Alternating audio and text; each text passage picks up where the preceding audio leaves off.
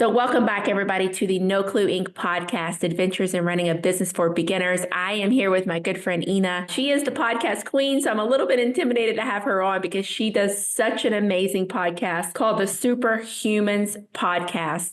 If you follow her content on Instagram, on social media, what I love about her is that she really gives us a peek into running a business as a busy mom, as someone that's trying to grow her business, step outside of the box. We were recently at Business Bourbon and Cigars, and I just remember this moment when she came up to me and she said, Casey, I've just made the decision. I'm taking a major turn in my business. I've been thinking about it for a while. I just got some really good feedback from some of the members of Me Plus Ultra, and I'm going to do it. And I said, I have no idea what you're talking about, but I can't wait to see it. And then over the weeks after Business Bourbon Cigars, she started folding it out. And I was like, oh, that's what she was talking about. So thanks for being on the podcast. And I just love being in your presence. You bring so much energy and light to the room. Well, thank you so much for having me, Casey. Well, it's kind of easy to be like all light and happy with your smile right here on my camera. So thank you so much for having me. I'm really, really excited to talk about all of the things with you today. Yeah.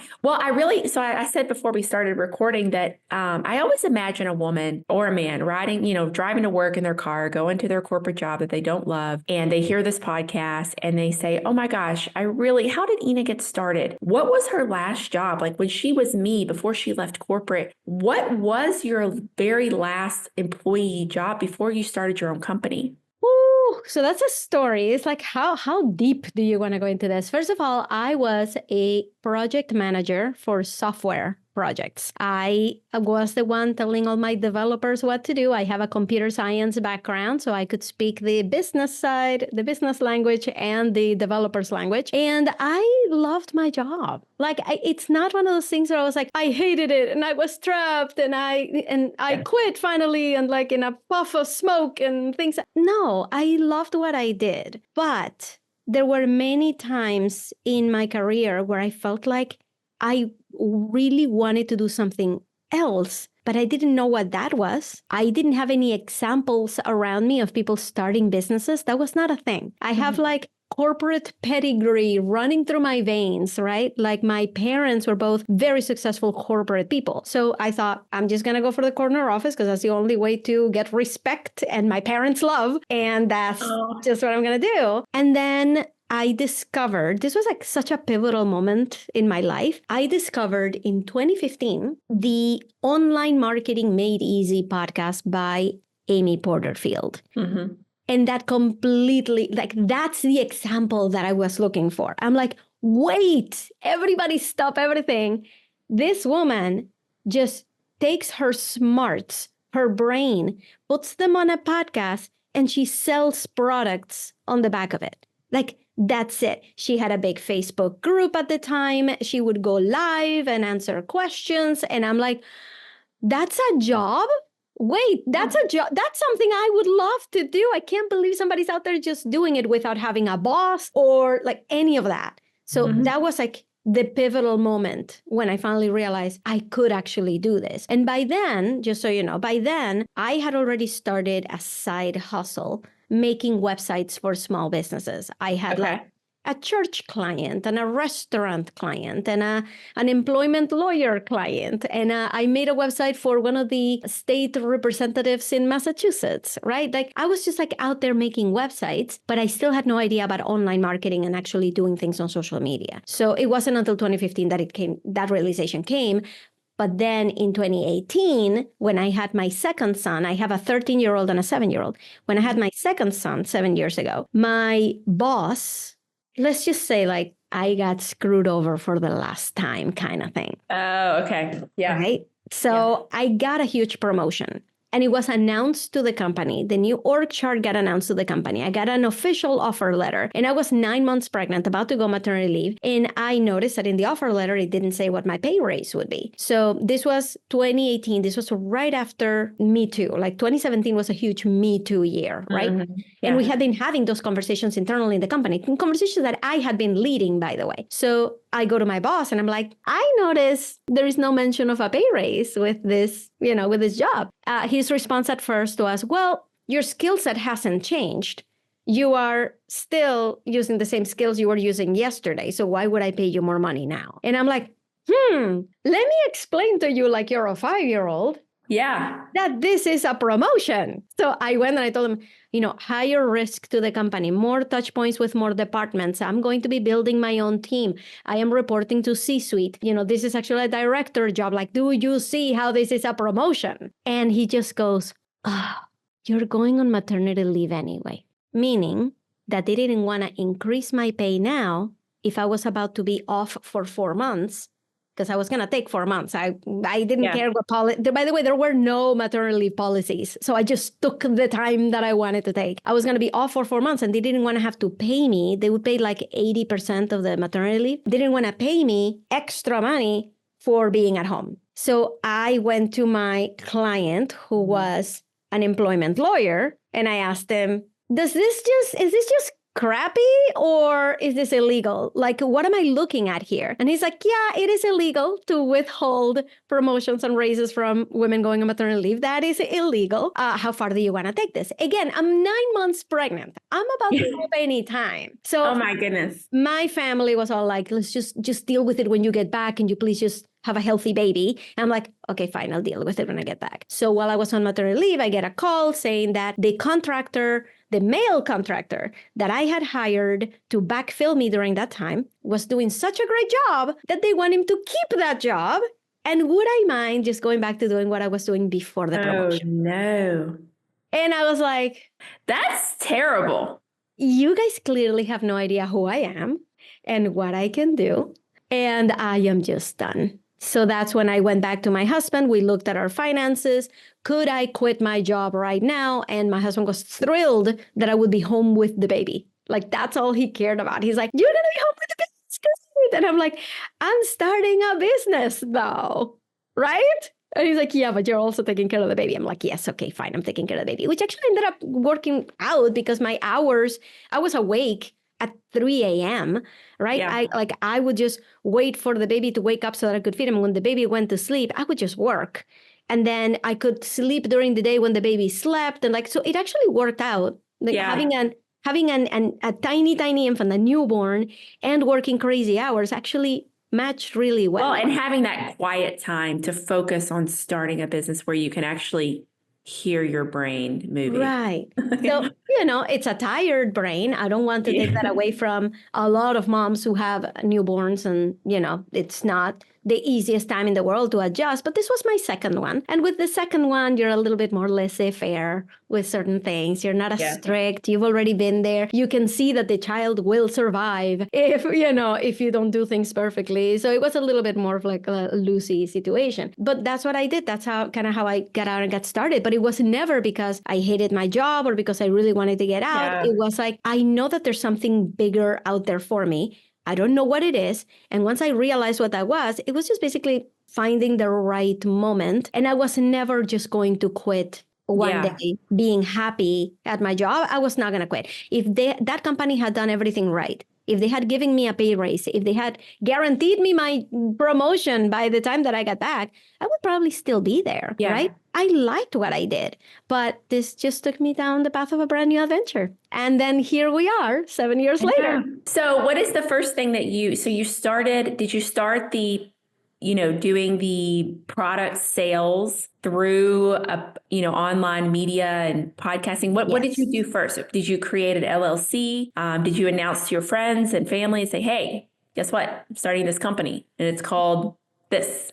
Nope, none of that. I did not want to tell anybody because just like a lot of people that I actually work with now, we don't want to fail publicly. It's real to go on LinkedIn and start talking about a business that didn't exist yesterday and your coworkers are watching and your former boss is watching and everybody's just watching to see this looks silly, this looks stupid. That's how it feels, right? Yeah. Turns out the reality is they don't really care. They have other things to do. They have lives to lead and jobs to succeed at. They're not looking at you the way that you think they're looking at you. Mm-hmm. But that's not how it feels. It feels like the whole world is watching you fail miserably publicly. That's how it feels. So one of the first things I did was I got myself a business coach. I didn't know what coaching was. I just happened to find her through a Facebook ad. I bought her $17 course, and then I contacted her, and I'm like, I think it's really cool that you just got me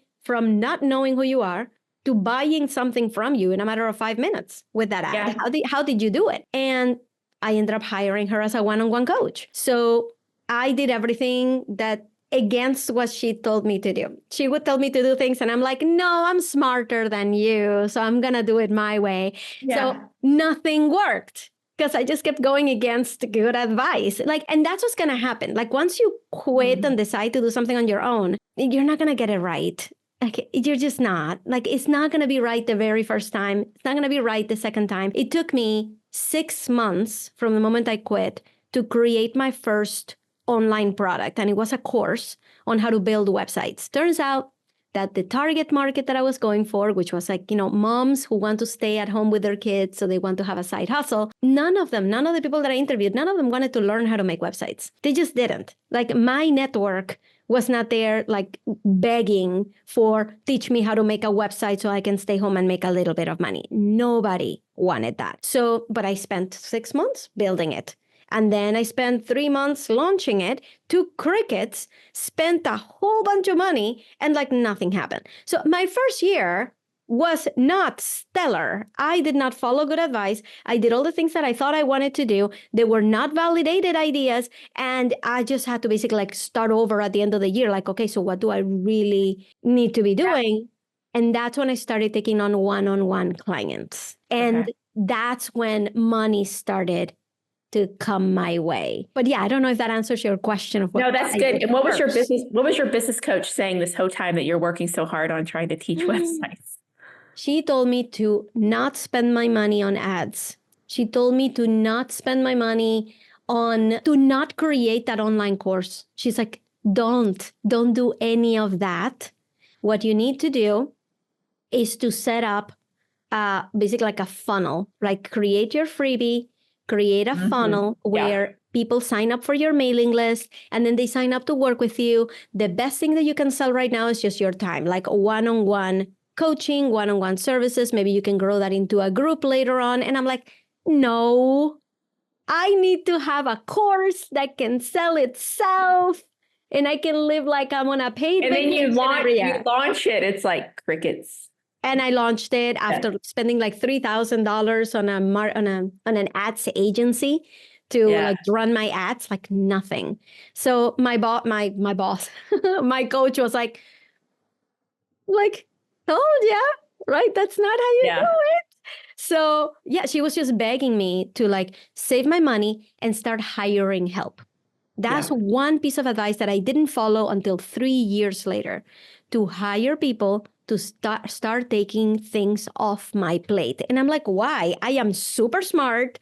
I'm super tech savvy. I don't need anybody and I can save myself the money. When in reality, basically, I'm just being my own assistant, right? Like I'm just being my own low paid worker rather than being the person who's actually creating the things that only I can create, and then everybody else can take care of everything else. So I didn't start following that advice until years later. Yeah. I always kind of imagine it like you have to almost step outside of yourself and pretend like you are paying yourself. Right. And I do this little mind trick all the time. I'm like, if I was paying me, would I pay me what really should be paid to that person that I'm doing it? And I'm like, no. I wouldn't want to, so yeah, you're right. Hiring it out. The people that you work with now, do you find that they are, I don't want to say stubborn, but you were a little stubborn, right? Yeah, I think you're going to get that with beginners all the time. Yeah. And so if people listening right now are beginners, I want to tell you that I commiserate with you, that I hear you, but you're not trying to reinvent the wheel here. Like you may be looking at how other people are doing it, but you have no idea what is behind the scenes of what you're looking at. You have no clue. We see people just posting on Instagram and then getting lots of followers and then having $100,000 month. That should be me. You have no idea the years that it took for that person to hone that message. It doesn't just work because technically it works. It works because that person has put in the reps, right? So that's something that you don't see. So if you're going to be doing this and you're a total beginner, get yourself a coach who is doing what you want to be doing. Right? As close to it as possible, because they can guide you and tell you, if I were starting from scratch, these are the steps I would take, and then listen to their advice. When they tell you, and this is one of the first things a coach is going to tell you, when they tell you, go to your network, like legit, go to Instagram, to Facebook, to LinkedIn, and just ask people for what is it that they want. Sit down with them, have a Zoom. Schedule a 1-hour Zoom with people that already know, like, and trust you, and ask them, what do you need? And how much would you pay for that? And what have you been investing in already? If somebody's thinking of like quitting their job and becoming a full-time nutritionist, right? Go back and ask the people who already follow you. And I'm not talking about strangers. I'm talking like people that you know, people that you're comfortable saying like, hey, can I just pick your brain for an hour? Yeah. And then you talk to them and you're like, okay, nutrition, is that important to you? Yes or no? Sometimes you're going to sit down with people who are not your ideal clients. This person loves you, but they're never going to worry about their health or their nutrition. They're never going to buy healthy, like at all. You can learn that through that conversation and be like, okay, so if somebody has this criteria in mind, they're not my ideal client. Great. And then you sit down with somebody else who's like, yeah, I've actually spent money on protein shakes and on Smart Ones, frozen dinners, and on, some kind of program, like a freebie that I downloaded to help me eat right. You're like, okay, this person is actively looking for solutions and spending money on it. Amazing. What would it take for this person to want to work with a real nutritionist? Let's find out the pain points. Let's find out what is their next investment in their mind, right? And then you start to figure out how to market to those people. That's one of the first things a coach is going to tell you to do. And it's the scariest thing to do. Yeah. This is one of the things that my coach told me to do in the beginning. She gave me 1 week to get on 5 calls, but I was so determined to making this work. I got on 12 calls that first week. And she's like, okay, I did not expect you to do that one because that's the one that everybody resists, right? Yeah. But I did it, and I still did not listen to what those people were saying in those conversations because we get so stuck in our ways. So you got to pay attention and listen, follow good advice, do what they say, and then don't freak out if you didn't make your investment back on the coach in the first 3 months or 6 months. This is not how it works. You don't think of ROI when you're starting a business. You think, how do I get the experience? How do I find out what the product is supposed to be? How do I put in the reps so that I get experience doing this? And then the money is going to come because you're setting all the stuff up. But in the beginning, there's a lot of setup and a lot of investment that you're not going to get back. And that is okay. Expect that is going to happen. Yeah, that's great advice. And I love the idea of polling your current audience because yes, it can feel awkward. And sometimes you sit down with someone that is a friend of yours and you say, what do you like with nutrition or even with this e-bikes company? If you were going to buy an e-bike, what would you want? Like when you think of it, what's important to you? Like, why wouldn't you buy one? Where have you seen one? What did you like about it? What didn't you like? What scares you about it? All these questions. And sometimes when you're with your true network, they go, gosh, Casey, I don't know. I haven't really thought about it. And you're like, but if you did, you're trying to give them and then you have to resist the urge to answer the question for them because that's not true feedback. Right. And it's not only that, I'm going to give you another one for those conversations. Another huge tip that I give my clients for those conversations is to not coach them. Because there are times I work with a lot of coaches, like a life coach, right? So if I were asking you, Casey, like, okay, so tell me what is going on in your life, right? Or what are you really struggling with? Chances are in that call, that person is going to cry. Like this happens all the time. The person will actually be really vulnerable and tell you what's happening in their life, start to cry. And you, as the caring person that you are going to want to help them. Going to be like, okay, and did you jump into a coaching session that they never asked for, that they never signed up for, that they never paid for? And I'm not even talking about like, oh, you didn't get paid for it, like you're not collecting money. It's like, no, the money is the contract. The money is the person telling you, I accept and welcome your advice. That money, that exchange of money is very important. That's why, like lawyers, they tell you like, okay, give me $1 and now you're accepting my advice kind of thing. Like it doesn't matter what the amount is. Like we see this in movies all the time, like put $1 in my pocket and I will be able to give you legal advice because that transaction is very important. It's very important to have that permission for somebody to be like, yes, I want your advice. This is something I actively need help with, and I think you are the right person to help me. If we don't have that contract, then that advice is going to go by the wayside. I was in a coaching mentorship kind of thing once, and they had us pair up with another coach in the program, and we were supposed to just tell them what our struggle was, and the other person was just supposed to validate. That sounds hard.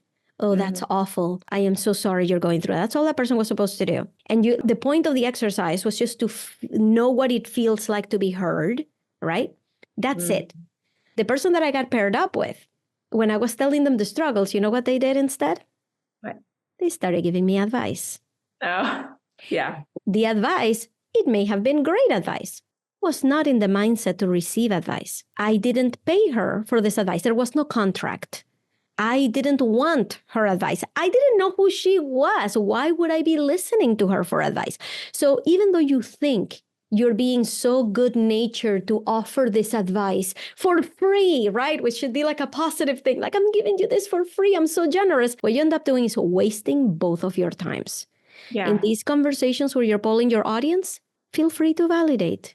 Wow, that is so hard that you're going through that. Can I ask you one more question about it? How did it feel when you blah, blah, blah? How would it have felt if this had happened instead? Okay, I'm so sorry that this is happening. I'm going to move on to the next question. Is that okay? There are ways to do this in a very gentle way without jumping into coaching that nobody has asked you for. So I'm going to give you that one because that's a really hard one for my clients to not do during these. Yeah. So when you get clients that start working with you, is there a theme that they, I just have so many questions about what you do, because you have the podcast. Yeah.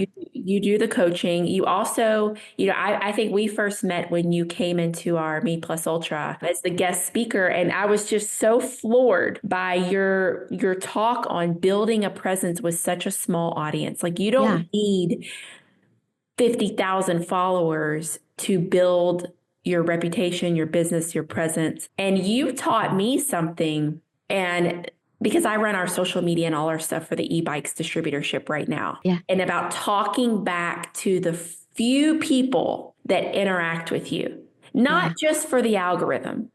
Yeah. But for building, I'm trying to think of the right words. It's almost like keep a small group, but keep them close.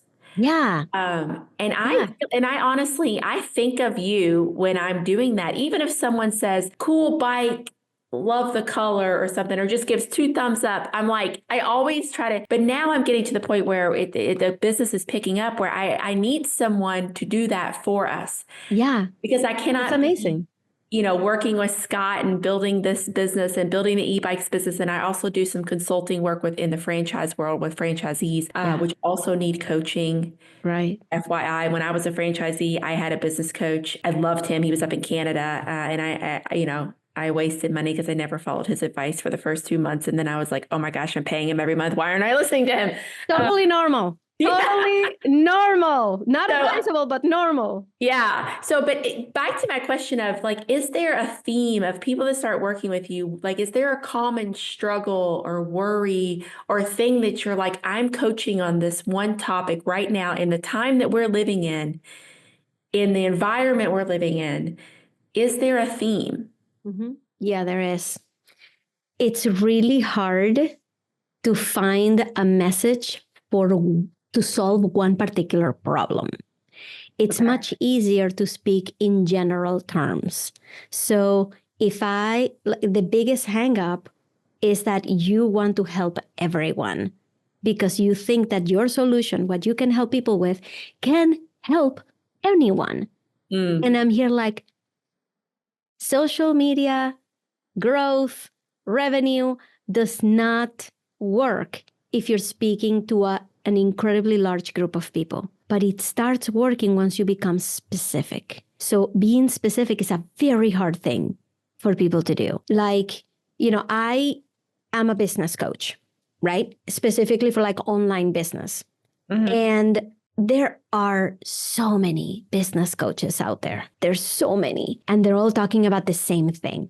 And they're all talking about funnels and email marketing and growing on social media and repurposing to every platform. And like everybody talks about the same thing. So when I was trying to figure out how to differentiate myself, I had to test out different paths. So one path that really started to pan out for me was the engagement path, exactly what you were talking about. It's like these are like engagement tips to get clients with a small audience. That was working for me. In fact, my Instagram handle for a long time was Your Engagement Coach. And all I did was talk about engagement, which was great. But what I started to hear back from people was that I was helping them get clients with a small audience. So I started a new masterclass called How to Get Clients with a Small Audience. And I started to get clients from that. So I'm like, I think it's time to switch the message a little bit. Instead of being all about engagement, which is actually the solution to the small audience problem, let's start talking about that problem, the small audience problem. So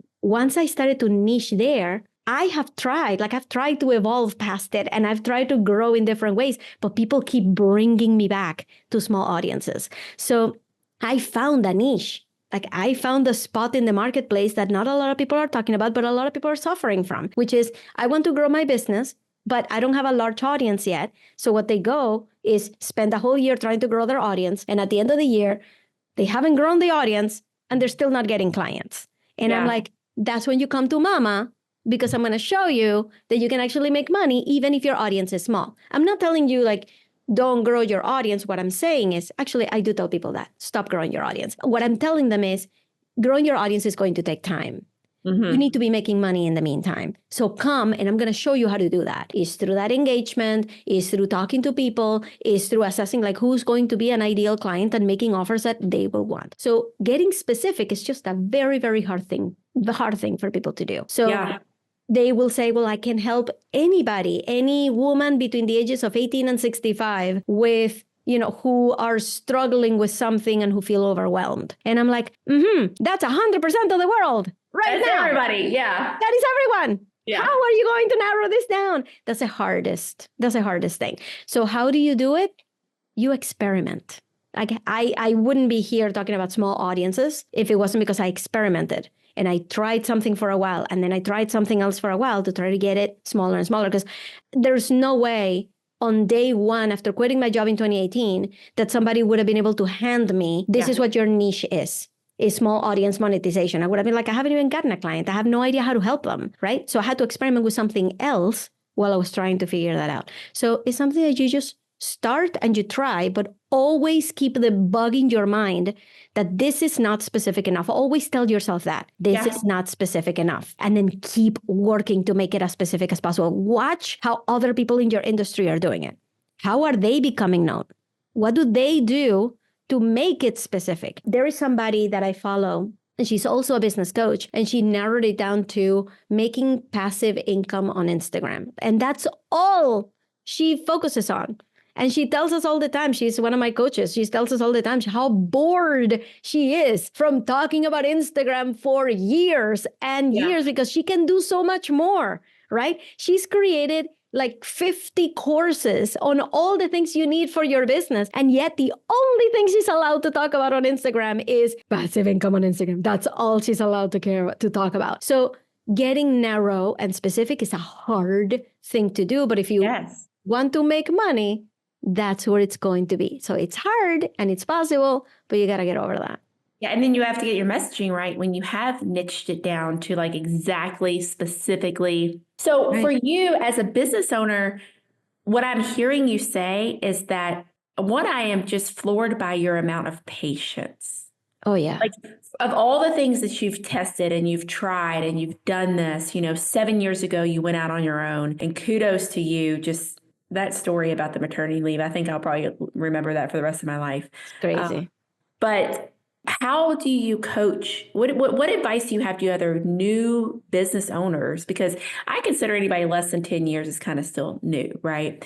Yeah. How do you have this patience? Because a lot of people that I interview or I meet, they'll say, hey, I'm going to leave my corporate job and I'm going to give myself 2 years.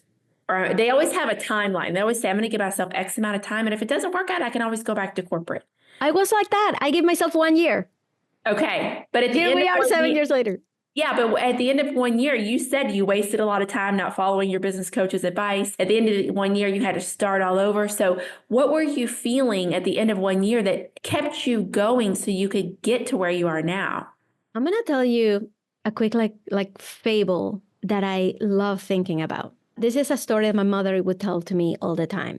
There was this man who lived in this kingdom, and he made a mistake. He stole from somebody. He somehow got himself in jail, right? And the king, this was like medieval times or whatever. Stay with me. The king of the kingdom sentenced him to death, right? So when he went to get his sentence, he said, "Everybody, no, just wait. I can make a bear talk. Imagine how rich the king will be if he can have a bear who talks in his kingdom, right? How famous he would be. I can do this, right?" So the king said, whoa, what did you can make a bear talk? He's like, yes, I can do that for you. He's like, okay, I'm going to give you a chance. I'm going to give you like 2 years to make this bear talk. So he gave him a bear and he showed him to his quarters, right? Like a really nice place in the palace. He was going to get his meals taken care of. And he just had to spend all this time with this bear trying to get it to talk. Now, the man's wife, who was watching this whole thing, tells the husband, "Are you crazy? You can't make a bear talk. Like, what are you talking about? This is insane. He's going to kill you." And the guy says, "Honey, many things can happen in 2 years. The king might die, I might die, and who knows, maybe the bear will start talking." That's the end of the story. What that story tells you is that you never know what is going to happen. You think you do, but you don't. So when I quit my job and I started on this path, and a year later, I was not making six figures after a year, right? Like I was not replacing my salary after a year. Like what I didn't know when I quit what was going to happen a year later. You know what ended up happening? My husband got a raise and a promotion. And that started covering, like offsetting some of the costs that were taken away by me not working. Plus, over a year of me not working, of us cutting back on our income, we adjusted our expenses, right? So by the end of the year, we were not struggling and running out of money. We were doing okay. Obviously not as wealthy and okay as we were a year ago when we both were making really big salaries, right? But we had adjusted. So you just don't know what is going to happen. You can give yourself a year, 2 years, whatever, like great. Give yourself that. But just so you know, you have no clue what is going to happen those 2 years. Who knows? Maybe the business will take off. Maybe because you're promoting your business, you end up getting a much better job offer at a completely different company and you decide to quit the business to go and get this big opportunity.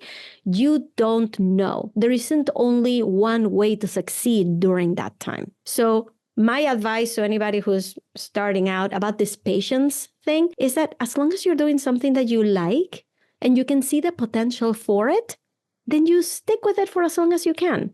Maybe one day we will look at our finances and be like, okay, Ina, this was a nice ride, but it's time to like go back to corporate. And I'll be like, shoot, right? But I had 7 years of making this work, of having a wonderful time really tweaking and switching everything. So my advice is pick something that you like. One of the biggest questions that people have when they're starting is, should I start a business doing something that I already know how to do, right? Like doing the things I have been doing in my corporate job, right? Like I could have started a business training project managers or freelancing for smaller companies who don't have the budget for a PMO office, for a project management office. And I could go and freelance and do project management for them and just do consulting on project management. I had been doing that for years. I had excelled at it, right? I would have totally made money with it. But there was this other thing that I really wanted to do, which was to crack the passive income social media game, which I'm still in the process of doing. I think that's where the patience comes from, is this is a game for me. So given the two choices, one is very rational. It will definitely give me a lot of money. The credibility is already there, but my passion wasn't in it. right? I would have totally quit after 6 months being like, I'm just going to go back to corporate. If this is what having a business is, because having a business is hard work. You have to wear so many hats. You have to worry about so many things. The legal aspect, the financial aspect, the getting taxes, the taxes, right? I have to worry about so many things. Like, I'm just going to go back to corporate. If I'm just trying to do that, and I can just do it in corporate where I can just get a paycheck, let me just do that. I would have totally quit. So following the passion aspect of it has really helped me just continuously reinvent myself. Like every year, I think of something new and I go and I try it and see how it goes. So if you're continuously doing something that you like and it's making you money, you just keep doing it. So yeah, I would say follow the passion. Some people say don't follow the passion. You will hear that out there. Don't follow the passion, follow the money. You're going to quit too soon. Follow the passion. Whatever is that thing that you want to do, see what other people are doing, get yourself a coach who's doing something similar and doing well with that thing, and then you're off to the races. So there's a way to do it. And you're taking on new clients now. Still. Right now, I'm not taking one-on-one clients. It's like I shut down the one-on-one client door because I am focused on, again, the whole passive income game is one that has eluded me forever because it's never been really my focus. So I want it to be my focus for 2025. So I have that project and I need to open up my schedule. I can't have a full roster of one-on-one clients and also figure out this other passive income part of my business. The passive income part, by the way, is creating a course, selling it online, creating content to sell it online in a passive way. I want to get that going. So 2025 is going to be the year for that. And also because of business, bourbon, and cigars, I am also exploring opening a division that would speak to dealerships, that would create an education basis for dealership owners to include social media in their marketing strategy. And I'm just getting started with that. I just got my very first dealership client and it has been a dream. So tell me more about that. What exactly, because some people are listening to this and they're like, what exactly, is she creating a website? Is she creating a course for the employees to take? What is it? Like, put it in layman's terms. Yeah, in layman's terms, there are dealerships out there who are doing amazing in social media. Why? Because they hired a social media manager. Okay. And that social media manager comes to the dealership, records a whole bunch of content, and then just starts making them go viral on Instagram, on TikTok, on YouTube Shorts, right? Gotcha. Yeah. The thing is, there is no direct line between posting social media content and selling a car. Okay. So that is a very, very hard thing for dealership owners to wrap their heads around, right? The fact that a post cannot guarantee an ROI. So why do it? I'm here to sell cars. I'm not here to entertain people with my dealership. So in consequence, you have a lot of dealerships that are doing great on social media. They're establishing a presence. They're constantly on people's feed and on people's minds, and it helps them sell cars in a very indirect way, in a way that cannot even be proven that it's helping them. And then you have dealerships who just say, this is just not worth it. It's way too much effort. My salespeople should be out there selling, not creating silly TikTok videos where they're dancing and being... Or actually be on the phones talking to actual people in a conversation. So they do not see how social media can help them.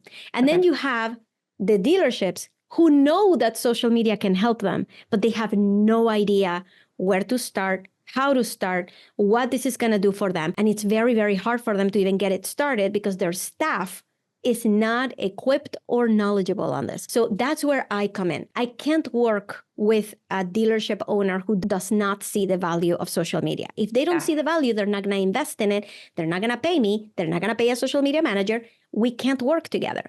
But dealerships who know that there is a social media game and they want to be in it, I'm their girl. So we talk, we create a marketing strategy specifically for creating Instagram videos that we can repurpose to LinkedIn, Facebook, TikTok, YouTube, all at the same time without creating any more effort. So I just spent some time at a dealership near Texarkana, Texas. So if anybody's listening who is in the Texarkana area, go to Coleman Motors. They're located in New Boston, just outside of Texarkana, just a quick 15, 20-minute ride on I-30. Just go. Don't cut that out, Casey. We I are won't cut plugging it. Coleman Motors on this. They're amazing I'll keep people. it. They're amazing Yeah. people. And if you go check out their Instagram, you will see what we're doing for them. So they hire a local video person to come and record, local social media manager who can like do all that stuff. And I provide the strategy. I give them all of the reels that are going viral right now, all the trends that they could be mimicking. I interview their staff to see who is a willing participant, right? And Because you're posting it for them. and we're posting it for them. So And you're talking back to people when they talk to them. Like when someone types something like, hey, I love that truck. I want to come see it. that goes straight to them. Because Okay. I am not a salesperson. Right. Do not let your social media people be salespeople. Gotcha. We are not. That goes Yeah. straight to them. You know what's interesting about this is because people that have really mastered the social media game, and I'm in the franchising space, right? And so social media plays a huge role, especially in the wellness spa business, because you're looking at before and afters of facials and things like this. Right. So you can come in and get the service. But if you're selling a tangible product and social media is influencing a buyer, you almost have to be very good at inventory management, I would think, because you're exposing someone to that content and they're like, I'm going there to get it. And by the time it influences someone else, they're like, I'm coming to get it and it's gone.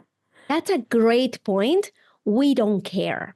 Yeah. So suppose, I'm going to tell you why you shouldn't care.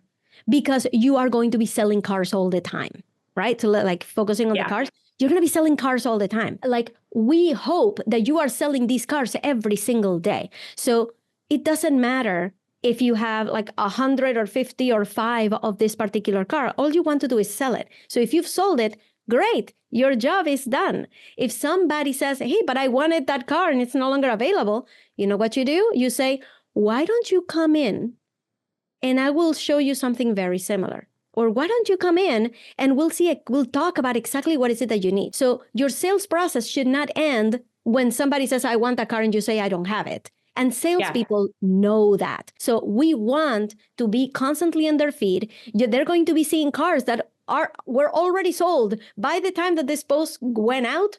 This car has already been sold. Well, and then they could order it. I mean, you could always order it and you could always call and order it. Right? I love that for you. And I'm so happy. It really does make me happy in my heart that we are able to make those connections. We didn't even do it. You did it on your own, but just to be able to create the environment with Business Bourbon Cigars and with Me Plus Ultra. And that is, I think Scott and I were doing some rough math and we have exchanged millions of dollars in the past year between the group happening just like that. Like, because people don't know that people like you exist, especially in the automotive world. Sometimes, you know, people are set in their ways. They've owned dealerships forever.